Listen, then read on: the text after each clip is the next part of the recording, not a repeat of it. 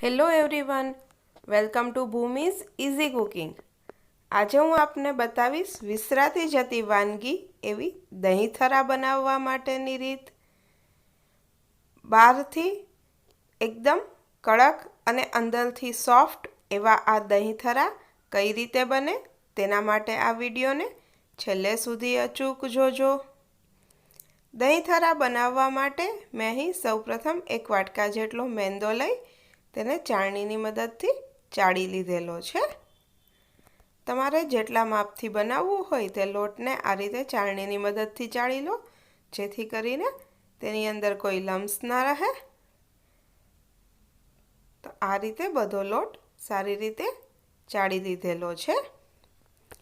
ત્યારબાદ તેની અંદર સ્વાદ પ્રમાણે મીઠું ઉમેરો અને ચપટી જેટલો ખાવાનો સોડા ઉમેરવાનો છે। ત્યારબાદ તેમાં મોણ માટે ઘી ઉમેરેલું છે। 2 થી 3 ચમચી જેટલું ઘી ઉમેરો। એકદમ મુઠ્ઠી પડતું મોણ થાય તેટલું ઘી ઉમેરવાનું છે। ત્યારબાદ તેને હાથની મદદથી મસળી લો। ધીમે ધીમે બધું સારી રીતે મિક્સ થઈ જશે અને મોણ જે ઉમેરીએ છીએ તે એકદમ મુઠ્ઠી પડતું હોવું જોઈએ। આ રીતે મુઠ્ઠી પડતું મોણ થઈ જાય એટલે હવે તેમાં પાણી ઉમેરી ધીમે ધીમે કણક તૈયાર કરી લો। જો તમને ઘી ઓછું લાગે તો તમે થોડું ઘી ઉમેરી શકો છો। એકદમ મુઠ્ઠી પડતું મોણ થઈ ગયું છે તો હવે તેમાં ધીમે ધીમે પાણી ઉમેરી કણક તૈયાર કરવાની છે। કણક એકદમ ઢીલો પણ નહીં અને અતિશય કડક પણ નહીં, એ રીતે મીડિયમ બાંધવાનો છે।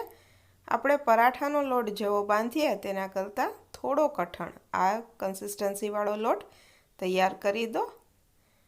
હવે તેને કસણી તેના નાના લુવા કરી દો।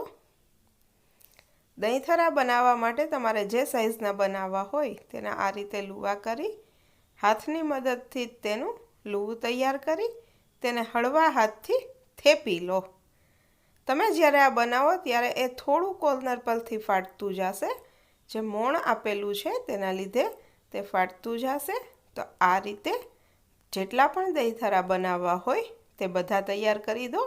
તેને એકદમ પાતળા નથી કરવાના, મીડિયમ થીક રાખવાના છે। આ દહીંથરા બધા તૈયાર થઈ ગયા છે। હવે તેને તળવા માટે એક પેનની અંદર તેલ ગરમ કરવા માટે મૂકો। તેલને અતિશય ગરમ નથી કરવાનું, થોડું ગરમ થાય એટલે ધીમી આંચ પર જ દહીંથરાને તળવા માટે મૂકો। એકદમ ધીમી આંચ પર તેલ ગરમ થશે એટલે એ ધીમે ધીમે ઉપર આવી જશે। તે ઉપર આવે ત્યારબાદ તેને ફેરવી દો। બંને સાઈડ પર લાઇટ બ્રાઉન કલરના થાય ત્યાં સુધી તેને તળવાના છે। તમે જોઈ શકો છો કે બધા દહીંથરા ઉપર આવી ગયા છે અને તેની એક સાઈડ લાઇટ બ્રાઉન કલરની થઈ ગઈ છે। તો હવે તેને ફેરવી લો। આ રીતે તેની બંને સાઈડ લાઇટ બ્રાઉન કલરની થાય ત્યાં સુધી તેને તળવાના છે। ધીમે ધીમે તેને ફેરવતા જાઓ અને બંને સાઈડ પર લાઇટ બ્રાઉન કલરના કરી દો।